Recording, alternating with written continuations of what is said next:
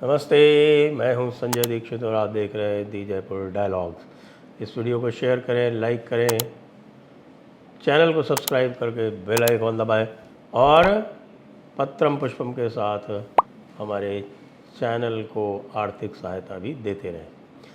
पश्चिम बंगाल में लोकतंत्र का महान उत्सव चल रहा है जिसको कहते हैं पंचायत चुनाव। जी हाँ, और यह पंचायत चुनाव मतपेटी द्वारा हो रहा है, यानी कि पेपर बैलेट बॉक्सेस पे पेपर बैलेट से हो रहा है। ये भी एक महान उपलब्धि है। इसको हम बता सकते हैं इसको देख के कि इतिहास से और जिसको हम कहते हैं भग्नावशेषों से और आर्कियोलॉजी से, आर्काइव से, यानी पुरालेखों से कितना प्यार है ममता दीदी को। इसीलिए तो ममता दीदी को हम संस्कृति का वाहक कहते हैं।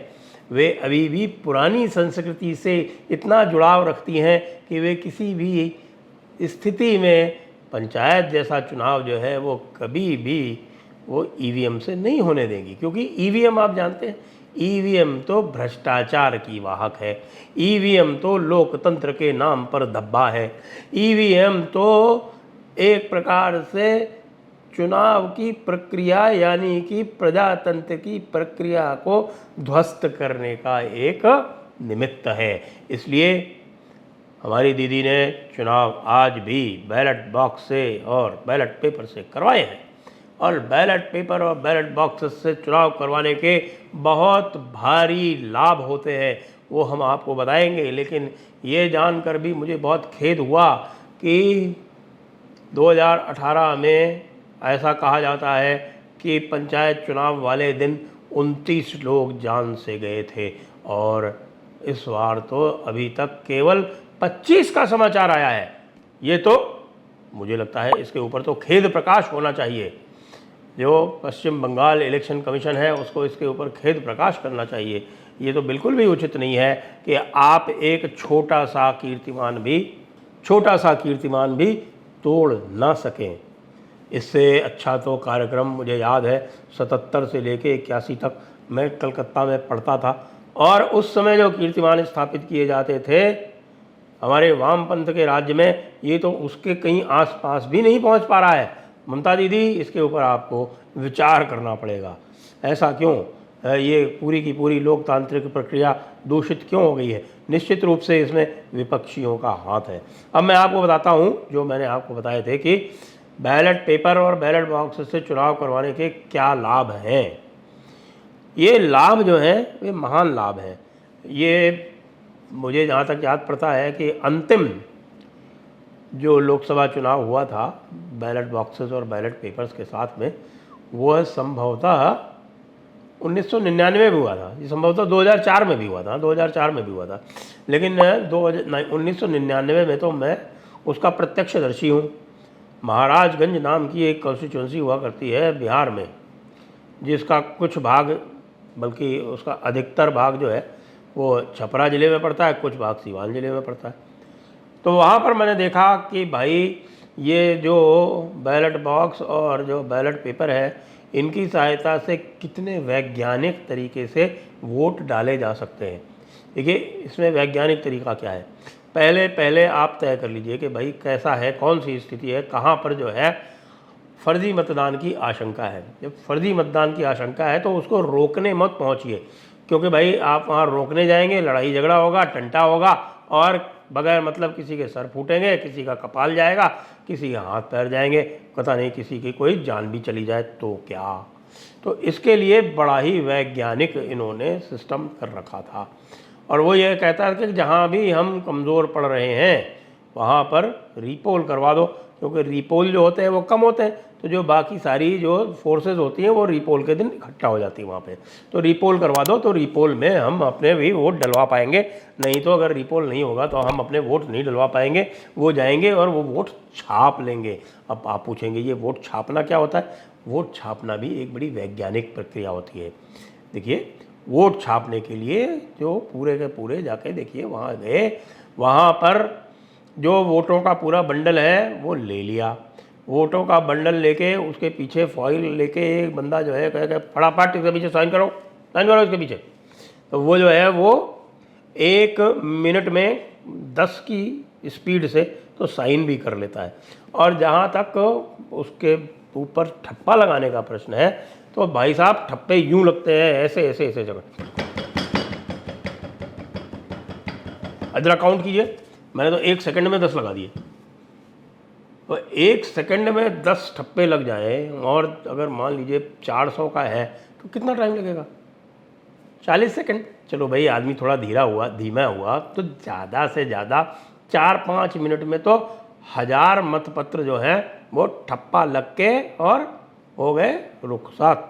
और उसको बाकी धमकी वमकी इतनी दी जाती है बेचारे को, तो वो फाइल में अपने बचने के लिए कई बार तो अपने आप ही साइन कर लेता कि हुजूर आप कष्ट ना करें, आपने ये जो है ये तो छाप ही दिए हैं, बैलेट बॉक्स में डाल ही दिए हैं, तो अब ये जो खाना पूर्ति है वो हम कर लेंगे, हमारे ऊपर भी तो कुछ भरोसा किया जाए। ऐसे होता है वहाँ पर। तो भाई सामने वाले देख रहे हैं कि यार ये क्या हुआ, ये तो सारे डाल दिए इन्होंने फटाफट फटाफट फटाफट। तो अब क्या किया जाए? अब हमारे पास दो तीन हमारे पास चॉइस हैं। तो भाई जो सामने वाले थे वो गए कि भाई तुम्हारा वोट तो पड़ गया, हमारा वोट पड़ गया। कैसे पड़ गया? गए, लिया बैलेट बॉक्स, उठाया, दौड़े हर प्राइमरी स्कूल में जहाँ पे ये होता है आपका मतदान केंद्र, सामने वहीं तालाब होता है बिहार में, तो पश्चिम बंगाल में भी होता है, और उठाया और उसको तालाब में डाल दिया, भाग लिए। ये एक हुआ तरीका। दूसरा है जहाँ पर तरीका ये होता है कि भाई सामने वाले को वोट देने नहीं दिया जाए, उनको उनके टोले में ही रोक लिया जाए, उनको आने ही ना दिया जाए, और शांतिपूर्ण तरीके से बिना किसी अनुचित साधन के उपयोग के और पूरी की पूरी वोटिंग अपनी तरफ से करा दी जाए। ऐसे में भाई वो क्या करते हैं सामने वाले कि किसी को एक को लाते हैं और कहते हैं कि अच्छा तू चला जा बेटा, जेब में स्याही भर के ले जा। दवात लेके गया जेब में।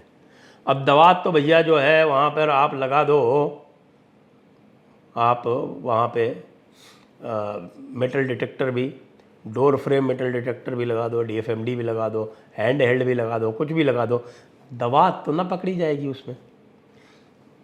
तो भाई गए, लिया अपना साइन वाइन किया, अपना बैलेट पेपर लिया, गए वहाँ पे, और वहाँ पर समय मिलता है ना, करीब 1 मिनट भर तो मिलता ही है जिसमें आप अपना बैलेट पेपर पे मुहर लगा सकते हैं। उसका उपयोग किया, दवात निकाली आराम से और पूरी की पूरी उड़ेल दी बैलेट बॉक्स के अंदर। हो गया काम, जय श्री राम। और बाद में दवात दिखाते हुए भाग लिए। हमारे प्रिजाइडिंग ऑफिसर महोदय आए, उन्होंने देखा कि ये लो हो गया कार्यक्रम, रिपोल। तो ऐसे भाई रिपोल करवाया जाता है। ये बड़ा शांतिप्रिय तरीका है। ये गोली वोली चलाने वाला मामला जो है ना, वो बिहार वाले ऐसे नहीं करते थे। बिहार वाले बड़े साइंटिफिक तरीके से किया करते थे। पहले याद करो आप, लेफ्ट फ्रंट की जब सरकार थी तो बंगाल में भी बड़े वैज्ञानिक तरीके उन्होंने ईजाद कर लिए थे। उसको बोलते थे बूथ जैमिंग। तो भाई बूथ जैमिंग ये होता था कि एक ही पार्टी के सारे लोग आके लग जाते थे और फिर एक एक आदमी आराम से 5-5 मिनट वोट डालने में लगाता था। तो जब दूसरी पार्टी के लोग आते थे तो वो लगे रहते थे लाइन में, शाम हो जाती थी, बोर हो जाते थे, आधे तो निकल जाते थे, और जो कोई बहुत ही तगड़े होते थे वो रुक जाते थे, तो कोई 10-20-50 वोट उनके भी पड़ जाते थे। लेकिन बड़े शांतिप्रिय तरीके से सारा काम हो जाता था। बूथ जैमिंग बहुत ही एक वैज्ञानिक आविष्कार था और वो पश्चिम बंगाल में हुआ था। पश्चिम बंगाल में इसलिए हुआ था क्योंकि हमारे जो मित्र थे उस समय जाया करते थे पश्चिम बंगाल चुनाव कराने, वो बताते थे कि साहब यहाँ ऐसे बूथ जैमिंग होती है, और उसके बाद आप पुलिस लगा के लोगों को हड़का के अगर बहुत ज़्यादा चलाओ तो तुरंत उसकी शिकायत हो जाती है। वो कहते हैं कि साहब ये ऑब्जर्वर आया है बाहर से, ये हमारी कल्चर को नहीं समझता, हमारी संस्कृति को नहीं समझता, लोगों के साथ में ज़बरदस्ती कर रहा है और उनको वोट डालने के लिए उकसा रहा है। सोच सकते हैं आप कितना बड़ा अपराध है। तो इसलिए भाई जो भी पश्चिम बंगाल से सूचनाएं आ रही हैं उनका स्वागत करें, क्योंकि यह उत्सव है। पश्चिम बंगाल में उत्सव इसी तरह से होता है। आपको ध्यान है ना कि ये तो उत्सव जो है ये अभी काहे का उत्सव है भाई? ये उत्सव है पोलिंग डे का। अभी तो जब चुनाव परिणाम आएंगे उसके बाद फिर दूसरा उत्सव मनेगा। आज हमने देखा शुभेंदु अधिकारी भाई को, शुभेंदु अधिकारी भाई कह रहे थे कि भाई अगर हम सामने जाएंगे तो 4-6 लोग मारे जाएंगे, उनके मारे जाएंगे, हमारे मारे जाएंगे। भाई ये तो बड़ी नॉर्मल सी बात है ना पश्चिम बंगाल में। आखिरकार आदमी की जान की कीमत ही क्या है, आप भी जानते हो। शरीयत में तो कहा गया है ना कि भाई शहीद होगा तो सीधे जन्नत जाएगा। तो भाई क्यों नहीं जन्नत जाते हो, यहाँ क्या कर रहे हो बैठे हुए। सबको पता है कि आखिरकार ज़िंदगी तो जन्नत पे ही होती है, मरने के बाद ही की ज़िंदगी तो असली ज़िंदगी है। ये तो बताया हुआ है टीएमसी वालों को, सबको।